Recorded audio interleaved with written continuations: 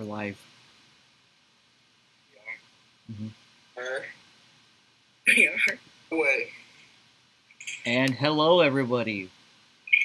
Welcome to the first ever episode of Hail Mary Sports Debates, created by us, the Pohla cousins. All right, we're gonna start things off today by going over the foreign substance ban in the MLB.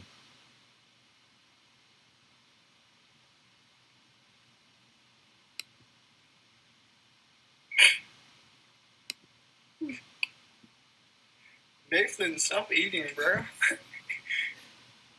Okay. So where does everyone stand on the cheating? And the bans and stuff? I'm for it. Well, you want my honest opinion? Yes. I'm for it. Not because I agree with it or anything, but you gotta keep the same tone. Everybody, I think all the pitchers cheat by doing this. But everyone else did not keep the same tone. It's not keeping the same tone as when the Astros cheated. Everybody was all against us, even though everybody cheats. Everybody steals signs. I feel like every pitcher uses foreign substances, but I'm for it. Since you guys were for the Astros being punished, I'm for this being punished because you guys gotta keep the same tone. Yes. I agree with everything you said. Okay, but I agree and I disagree because I feel like the game of baseball should be played without any cheating. But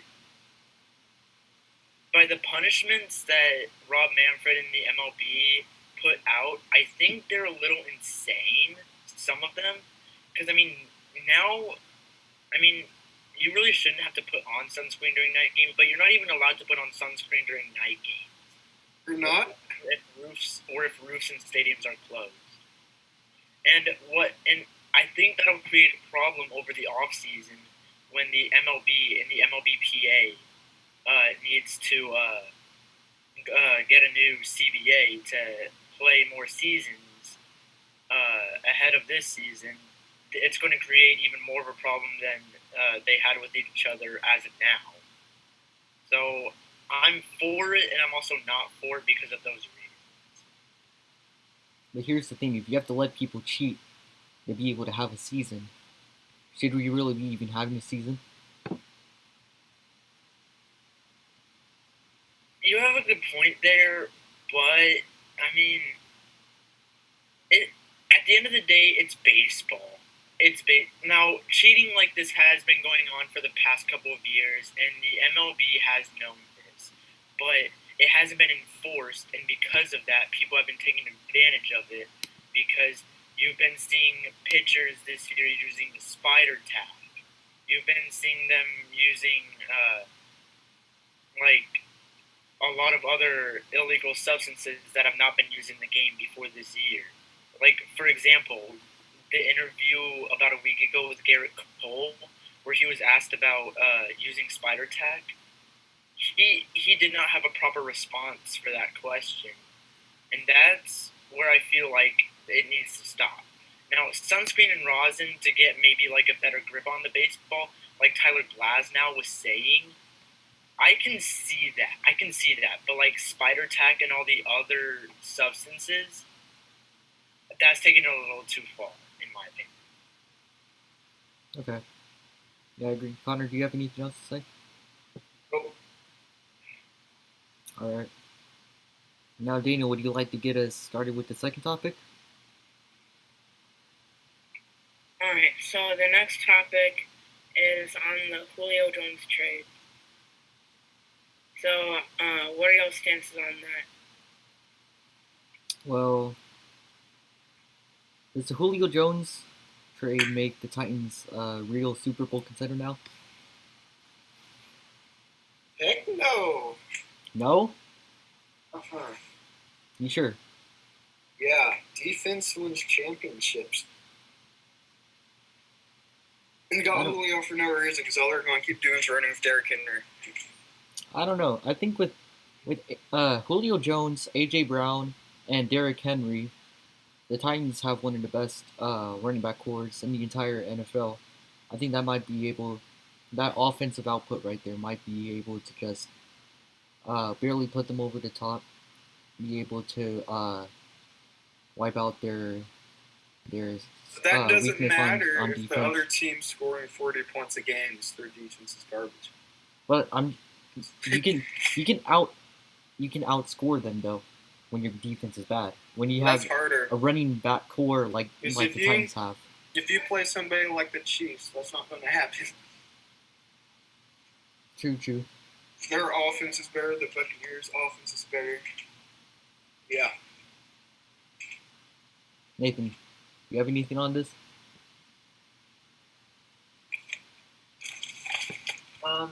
I think the trade was good, but does it make them Super Bowl contenders? I think it puts them in the conversation of Super Bowl contenders. I don't think they're like legit top of the top Super Bowl contenders, like maybe say the Chiefs or the Buccaneers.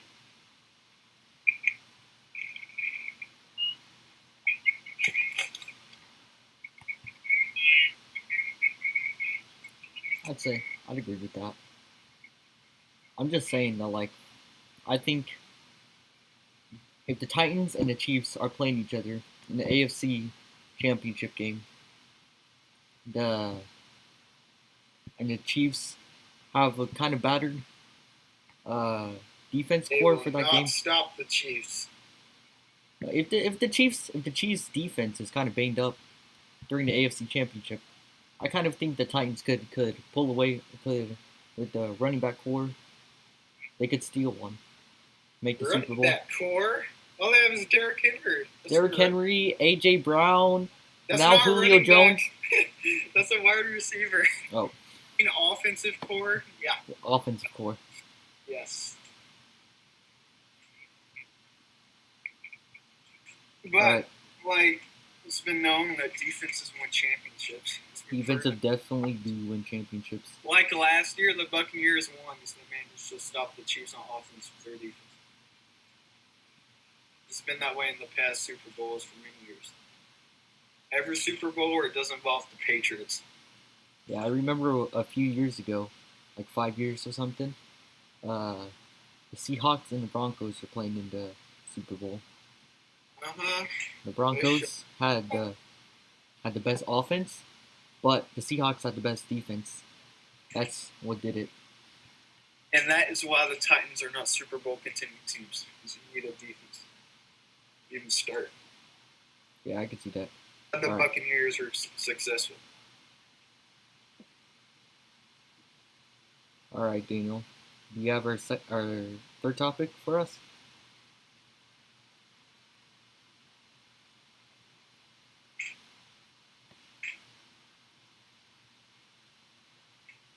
So,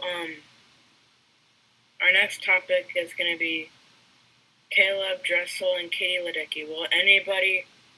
Is there even a conversation of anyone beating them in the Olympics in Tokyo? No, nobody in the world can beat Caleb Dressel, Katie Ledecky. Everybody wants to say that Katie Ledecky is losing her stuff because she lost one race in the World Championships. But what nobody talks about is that before that race, she was so sick she almost had to drop out. After that race she was in. She ended up dropping out in the entire World Championships. So I don't think that race defines her. I don't think she's losing it. Or nobody in the world can even touch Katie Ledecky. Nobody in the world can even touch Caleb Dressel. Nobody's times right now are even close to theirs in the entire world right now. Nobody can come close to touching them. I think they run away with all their races come Tokyo.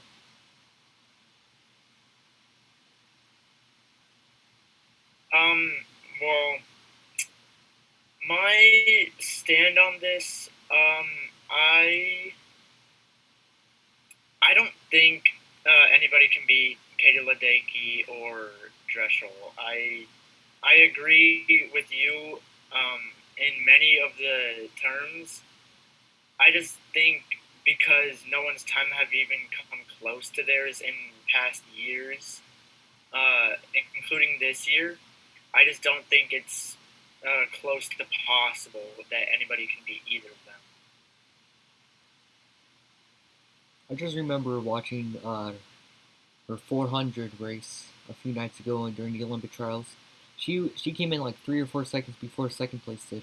Now, if you put that into like the 1500 meters, which she's going to run, she's gonna win that race by like 16 seconds. It's not even going to be close. Connor, do you have anything? I think anything's possible. So somebody could be, I mean, if something happens like the World Championships in 2019, but I mean, it could happen. Like if Katie Ledecky comes down with COVID or anything or something, then like somebody could beat her. But like, what if she drowns?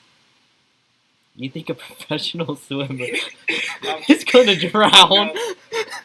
No, they won't drown. You're a professional. You're gonna drown. No.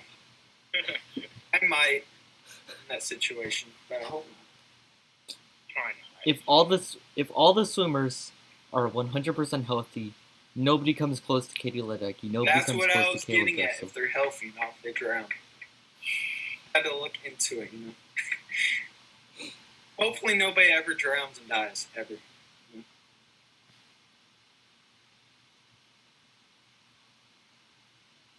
Yeah. All right, Daniel. You have our fourth topic with us? So the fourth topic is going to be the Packers and the Texans quarterback situation. What's going on with them? I don't know, Connor. What is going on with them? Well, Seems first very of all, sticky they're both situation. screwed because Deshaun Watson doesn't want to play for the Texans. He has all that other stuff going on. And Aaron Rodgers doesn't want to play for the Packers. So in my opinion, they need to trade both of them as soon as they can when they still have value. Especially Deshaun Watson, because if he gets suspended or anything because he's guilty, then he'll have no value. I don't know. I think Deshaun Watson has kind of lost all his value that he had at the beginning of the offseason just because of all of this going on. I think he stays with the Texans, and if he's not found guilty or anything, I think the Texans can. But he still doesn't want to play for the Texans anyways. Yeah, but the Texans will have like a year or two to change his mind on that. If they make the And right having moves, like they include him in all the decision making and stuff. quarterback never ends well. Because if you relate it to another Houston team like the Rockets, with James Harden, how their superstar led the team just decided to say, I'm leaving, and they kept him for a while, how the Rockets just collapsed on each other. That would happen to the Texans too. I don't think it'll be in the Texans' hands though. I don't think anybody will want Deshaun Watson as of this moment because of all the allegations surrounding him. Now, like later, like a year or two down the road, if everything clears up and stuff, then yeah, I think he has a ton of value. But right now, I don't think anybody wants to risk their entire team on a situation that's out of their hands. I think. Okay, let me jump in on this. So, y'all remember in 2018 when the Astros traded for Roberto Osuna at the trade deadline, and he had those abuse allegations surrounding him, and he was suspended 80 games by Major League Baseball. Some other cabinets. Yeah, but the abuse allegations they were cleared up by then. He had his suspension. He did his penalty. Everything was cleared up by then. Because when the Astros had traded for him at the time, he was still suspended. He still it was had, at the very end of his suspension, though. I don't think that everything was cleared up by then. Basically, like he had basically finished his punishment. He had done his time. Everything was cleared up. There was no really anything up in the air. Right now, Nothing is the NFL hasn't made any decisions. The legal system hasn't made any decisions. It's all still up in the air. Yes. I don't think a team would want to gamble, risk their entire team collapsing because Deshaun Watson gets found guilty and has to go in jail or something, or gets suspended a few years by the NFL. There's going to be that one team that needs a quarterback, and they're going to trade for Watson because they need that star quarterback, and they're going to end up getting Deshaun Watson because of the immense value this dude has. And whether the team collapses because Deshaun Watson makes a stupid decision or not, that's all up to Deshaun Watson. It's not up to Deshaun Watson. It's up to the legal system and the NFL to make their decision. It's out of everyone's hands. It's out of Deshaun Watson's hands. It's out of the team's hands. It's also in Deshaun Watson's hands and whether he makes the decision to do that stuff. It doesn't matter. If he's found guilty, it doesn't matter if he ever does it again. He's going to be suspended. He's going to be jailed. Would an NFL team be willing to risk their entire team, gamble that entire thing on something that's out of their hands? It's out of their players' hands, out of their hands. I mean, I'm not saying it's going to happen, but it's happened before in other sports, and it's happened before in football as well. So, I'm just saying it might not happen. It might happen. We just need to figure out what's going to happen first.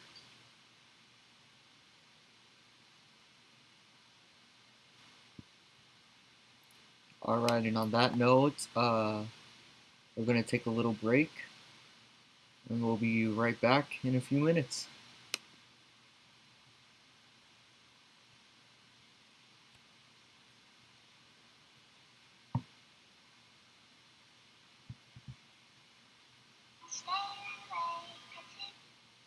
Wait.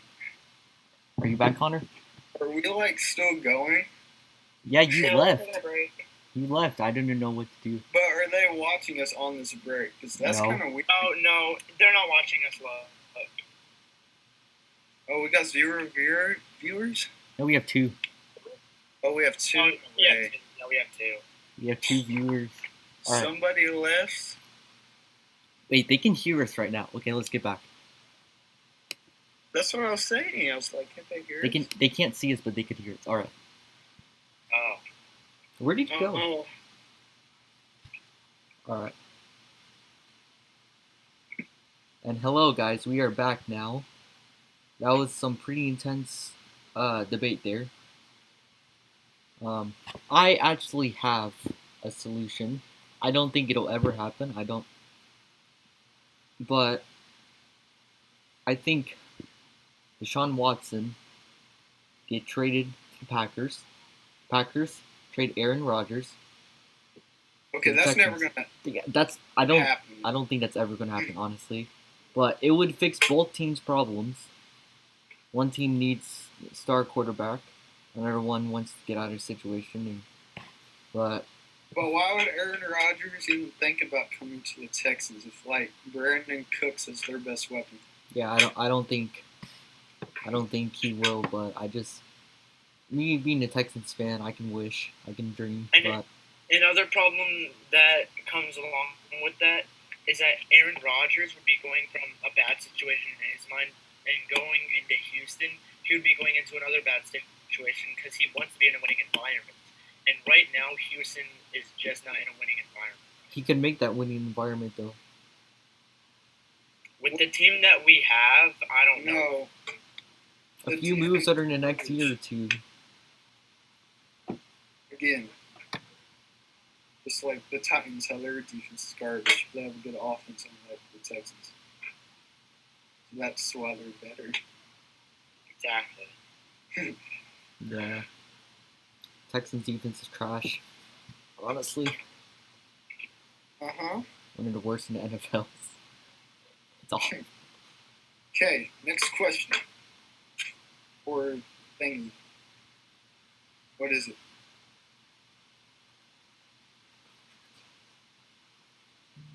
Wait. What is it? Alright, so what's everyone's predictions for the College World Series this year?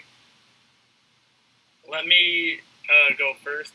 Vanderbilt, hands down, no one else.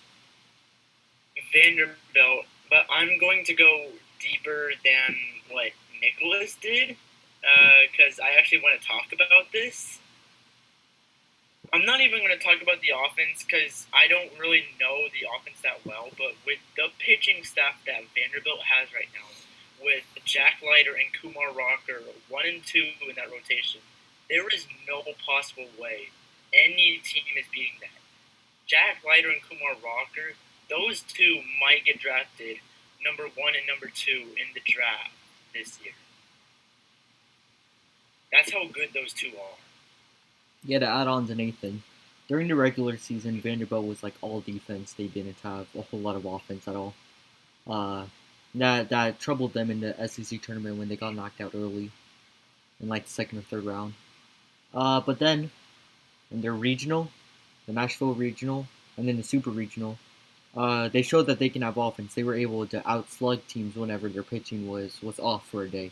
So because of that, because they got their offense fixed, I'd say nobody can even come close to Vanderbilt right now. What does Daniel think about this?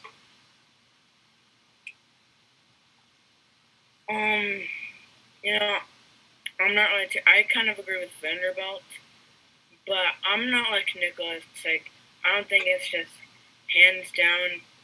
I think there could maybe be another contender, like, I don't know, maybe Mississippi State. I think it's definitely most likely Vanderbilt, though. Why do you think Mississippi State can contend with Vanderbilt? I mean,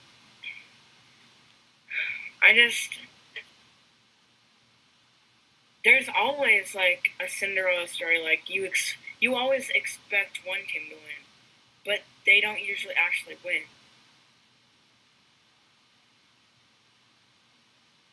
So by that, are you maybe going to? Are you saying that Mississippi State is bad? I'm not saying that, but What? Okay, you want Vanderbilt to win, give it. And you think they're going to win. But what he's also saying is that they're going to finish. But let him finish on why he thinks. You can think about it. It's okay. Or do we all agree on this one? I'd say Vanderbilt. I don't think a whole lot of teams can compete with Vanderbilt. Yeah, I think the only team that could compete with Vanderbilt was gonna be a Arkansas, but then Arkansas got upset by North Carolina State in the Super Regional. So okay, here's what I think I was meaning to say. I think it's going to be Vanderbilt, but if it was any team that's not Vanderbilt, it's Mississippi State. Yes.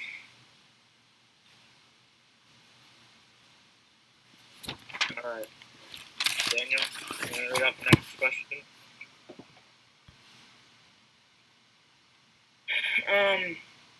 So what are your predictions on the Islanders and the Lightning? Islanders and Lightning. I think the Islanders are going to win. I say that Kyle Palmieri has been on fire.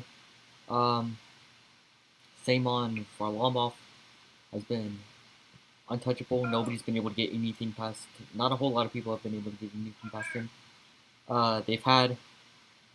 They have the experience of losing to them in the past. They know their stuff.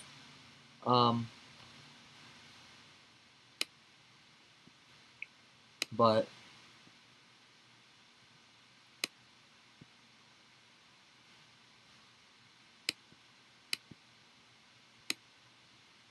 they know their stuff. They know what they're doing. They have the experience. They've played them last year. They almost came back and won that series. Yeah.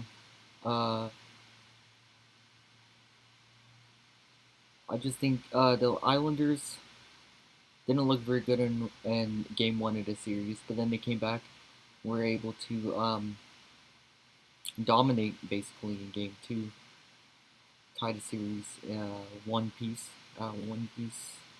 and I just think they're going to go into New York. If they don't win both games, they're going to definitely at least win one game. They're going to come out of that confident and go on to win the series. Where I stand on this, even though the Lightning have shown to have choked in the past, most notably a couple years ago when they got swept by the Blue Jackets in the first round. This team is just this team is so hard to beat. They're so hard to beat because they're one of the, if not arguably, the best team in the NHL still. They still got Kucherov. They still got Point. They still have Vasilevsky. They still have basically the whole core they've had for the past however many seasons. I just think this team is too good to beat as of right now. Everybody says that. Here's the thing, though: the Islanders are always the underdog. The Islanders barely lost. They were the fourth seed, but they were only a few points back of first place. And they already upset the Bruins, the big bad Bruins. Everybody was talking about them. Everybody was saying that the Penguins were going to win. Penguins, Bruins, they already beat them. Everybody's saying the Lightning's going to win now. Why not upset them as well? Yeah, I can see that. I mean, it's definitely 100% possible because we have seen so many comebacks in sports history. So many. And, I mean, it could happen again. We just never know. Alright, and with that, we're going to say goodbye, and we'll see you guys next week.